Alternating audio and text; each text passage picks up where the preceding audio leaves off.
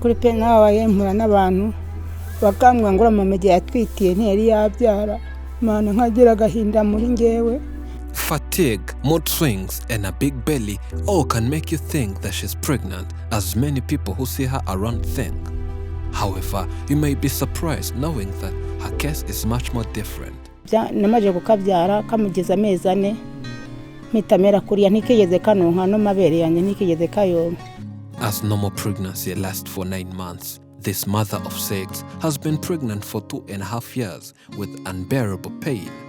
As if that was not enough, her husband also abandoned her, leaving her helpless.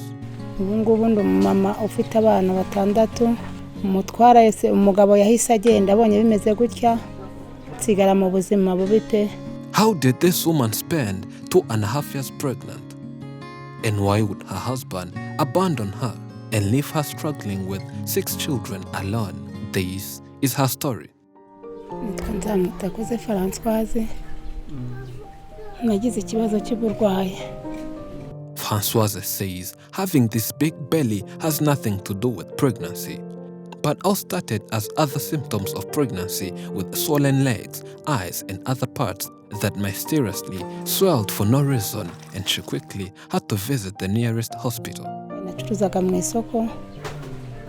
Mu bushobozi nari mfite njya kwa muganga. Bampima umwijima barawubura, bampima impyiko barazibura.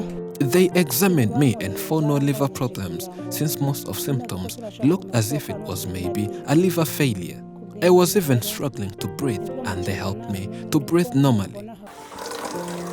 The mother of 6, who was a street vendor in the market, never recovered, but instead her health condition worsened day by day, and visiting hospitals daily was not affordable to her.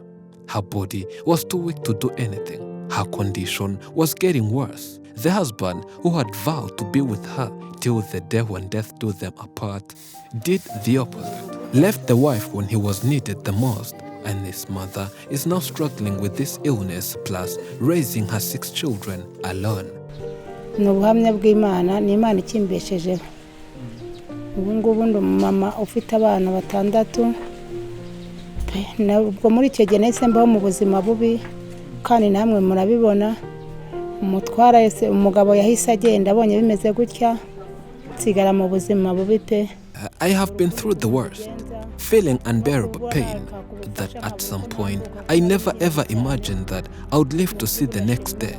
But somehow, despite poverty, hunger, and all other health issues, I'm still here, and you are able to find me here alive.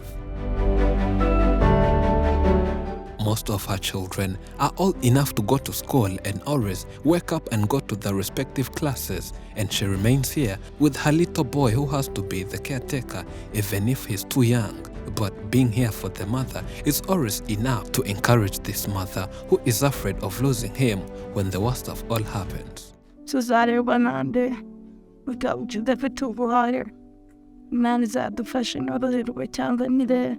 Though her children attend school, she's no longer able to pay the school fees due to being sick, not working, and spending most of her days here at home. Lucky, they are yet to be chased from school, as the school administration still waits for their mother to recover and pay all their debts.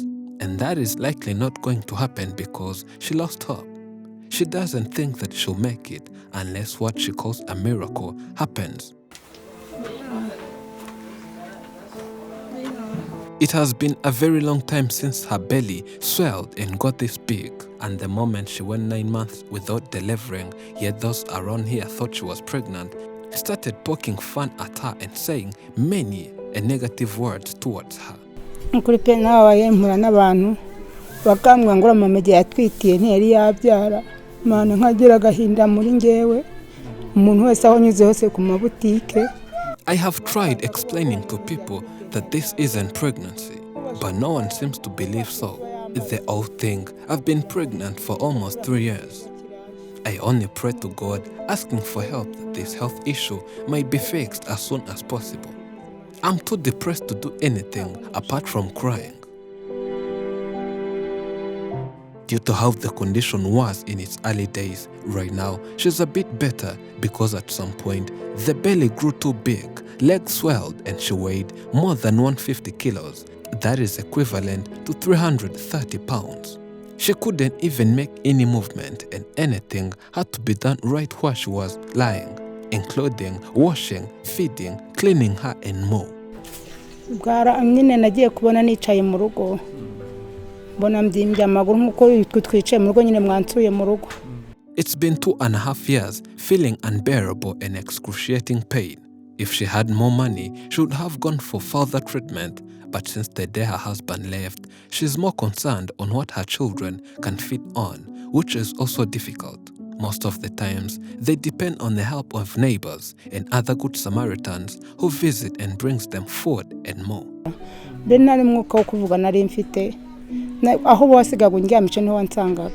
I don't know what I'm suffering from. At first we thought it was the liver failure and then the heart attack. But upon visiting the hospital, no illness was detected.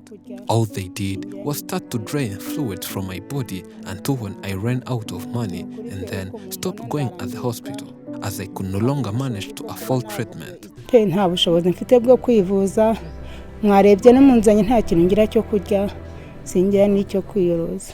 Ariko nkagera abaturanyi cyangwa akamba hafi bakabamfasha. The mother of 6 says that due to too much pain, lack of money, and seeing no hope for treatment, at some point, she wished that death would help her escape the physical pain she was experiencing. With such thoughts, suicide was in consideration, but thank God, she did not take away her life. Wabona n'utuzi naducyo gakuramo litiro 2 kugira ngo ntasandara. Nicyo kintu kwa muganga bagiye bankorera, nanyira nkasubira mu buriri nkaryama. Some friends of hers who have tried being by her side and trying to figure out what is wrong with her body think that maybe she would have been poisoned, suggesting that she was served porridge that had chameleon's poison in it. Uko kujya muri mbirasi byari byanze meze nabi nagiye nitambitse kuko nagatana ntago nakakwirwagaho bambika kabiri ko napfuye mana urumeze. It's a difficult and a continuous journey. There is when she was announced dead twice, yet she was still alive. Na buzima dufite muturanye rateka akaba yatugabura tumara n'ikintu tudazizimbabura kuziko umuturanye akaba yabagataba abana b'uyu mama nubwo yagize iki kibazo nubwo buzima ndimo. We barely put food on the table, and most of the times we have to sleep on empty stomachs. I need more than a lot to say. Starting from medications to school fees, food, and more. For this condition not to get worse, I have to make sure and visit the hospital once a week where they drain some fluids out of my belly. Pendo mubyeyi, murabona ukuntu ngana, nukuri pe ubu buzima ndimo ntago ari ubuzima bwiza. Narababaye simbashe kurera abana, simbaje kuba nakiyishyurira inzu, nukuri babyeyi inshuti z'umusaraba. Mungiriye neza nk'abantu munkurikiye, Imana yabaha umugisha. Life here is difficult. The husband abandoned them and can't pick her calls whenever she tries calling. Her children are on the verge of dropping out if they don't get sponsors because she can't afford their school fees. Amafaranga bagiye banca ntago nari kuyabona kuko nta bushobozi bwo kuba nari kuvuga ngo ngiye kuyashaka ngo nivuze kuko nta nari kuyakura. Niyo mpamvu rero nimo ndakufasha ababyeyi b'Imana mungire neza Imana yabaho umugisha. She needs advanced treatment so that she would recover. You can contribute and help this family and save their lives by contributing on the Giving Lives link found in description and pinned in top comments. Life can often seem unjust and unpredictable, but it is a fact that everyone experiences challenges and difficulties in their own way. It's important to focus on what you can control and make the best of your circumstances. Thank you for watching. I'm Elijah and this is Afrimax English. Remember to subscribe.